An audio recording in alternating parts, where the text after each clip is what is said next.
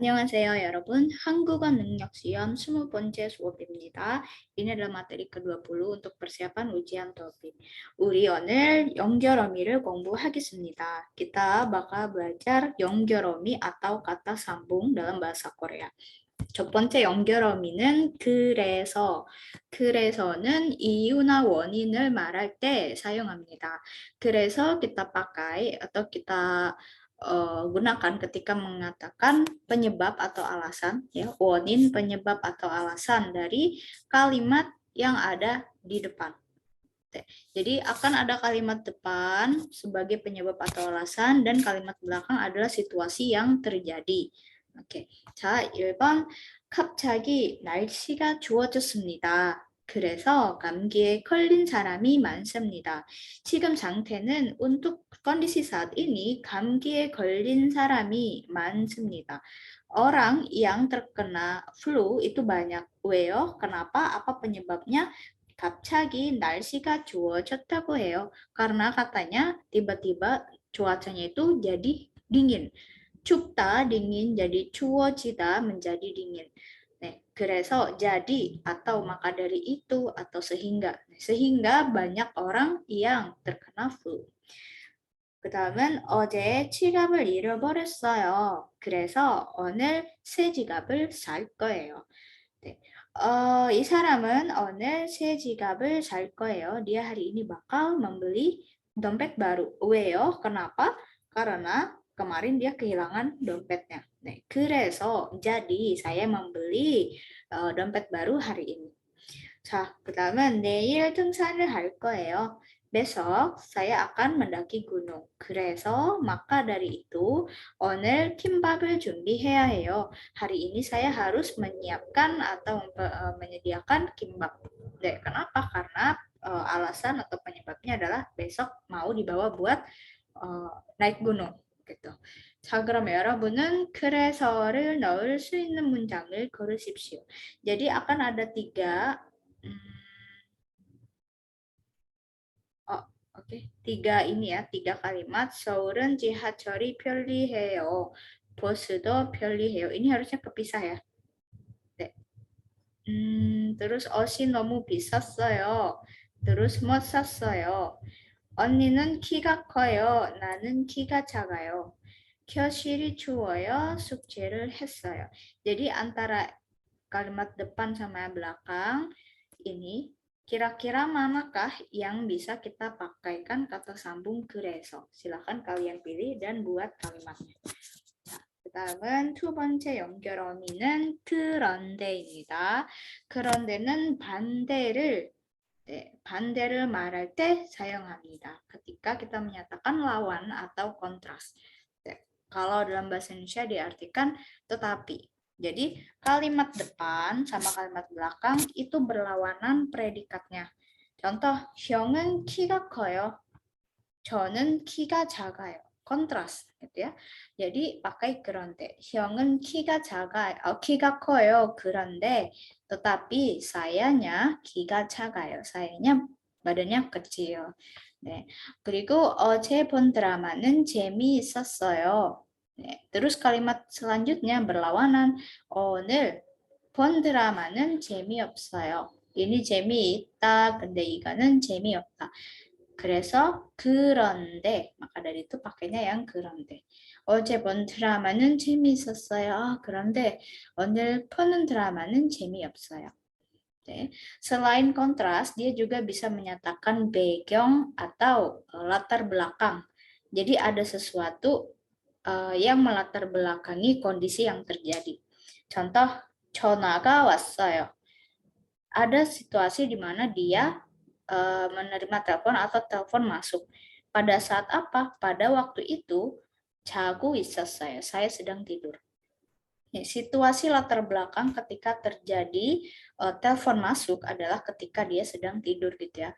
제가 자고 있었어요. 그런데 전화가 왔어요. saya lagi tidur, tapi katanya telepon datang. 그다음은 이 영화를 지난주에 봤어요.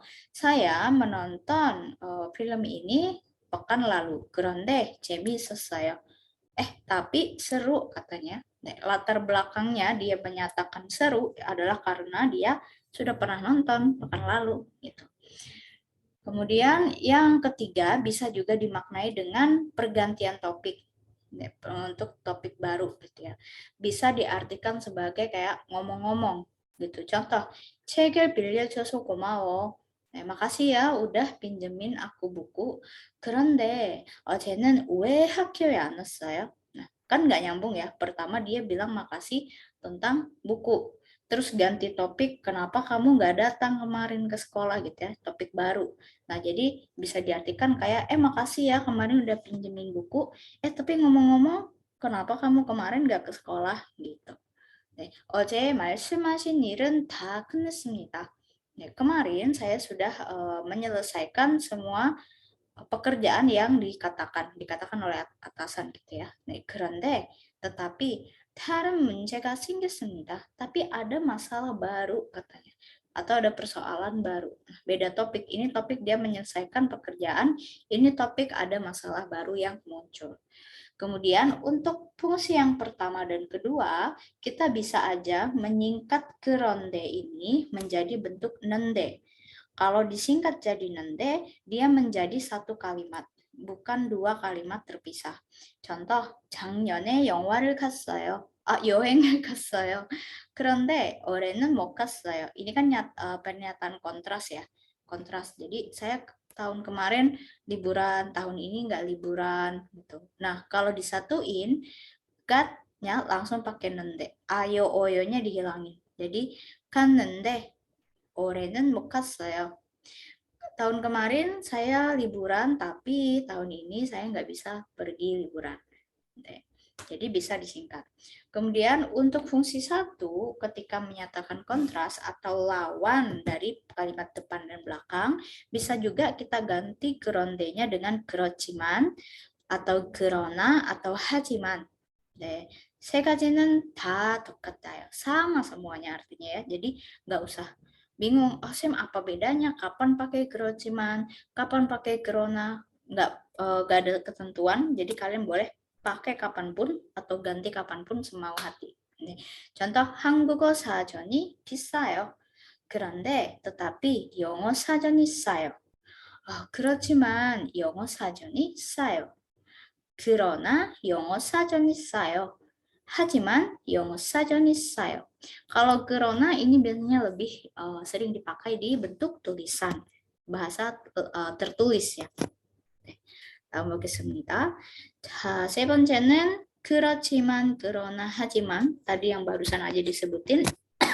nih bisa menyatakan kontras atau lawan. Jadi sama. 한국어는 어려워요. 그렇지만 재미있어요.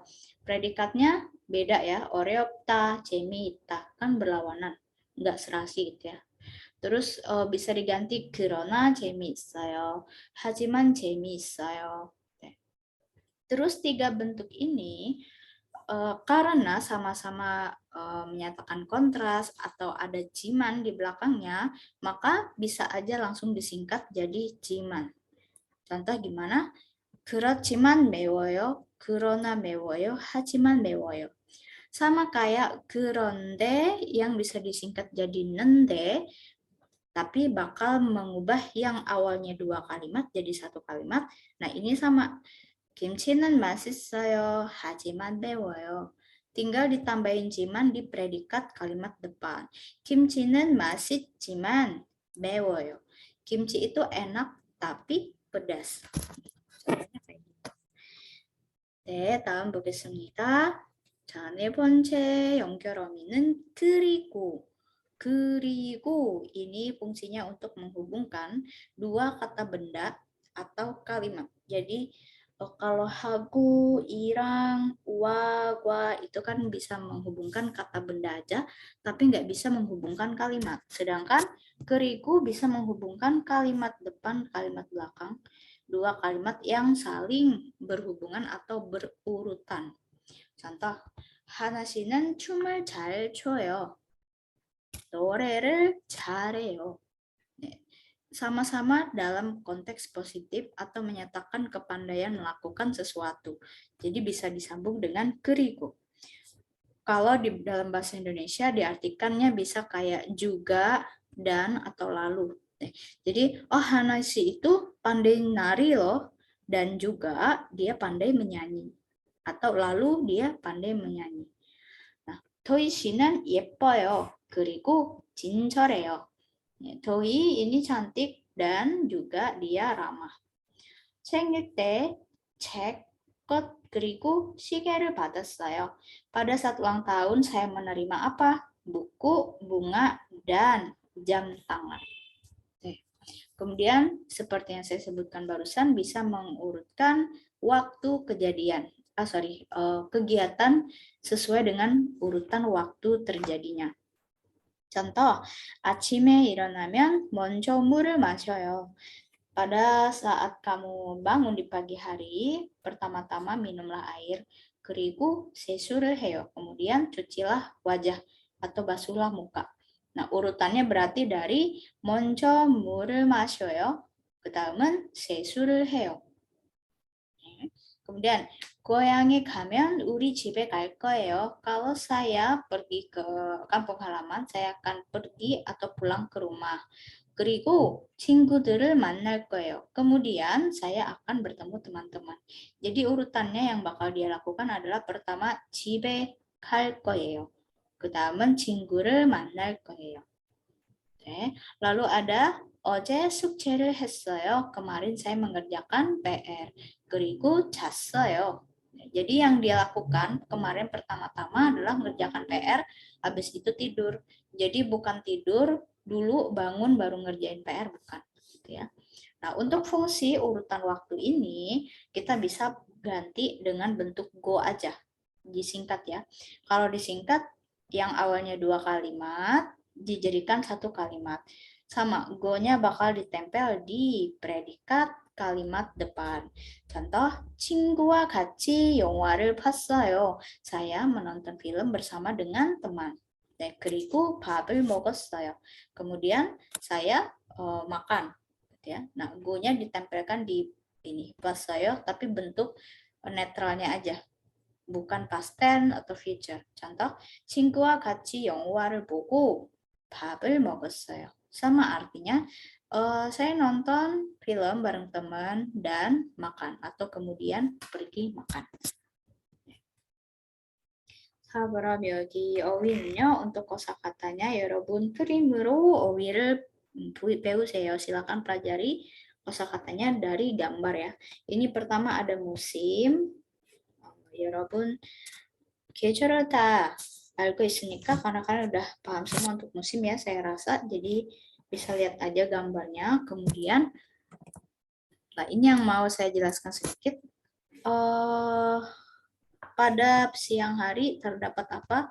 Gurum awan, san gunung, kemudian haner langit, namu pohon. Lalu kalau pada malam hari ada tal bulan, kemudian som pulau, pada laut, dan 별 bintang.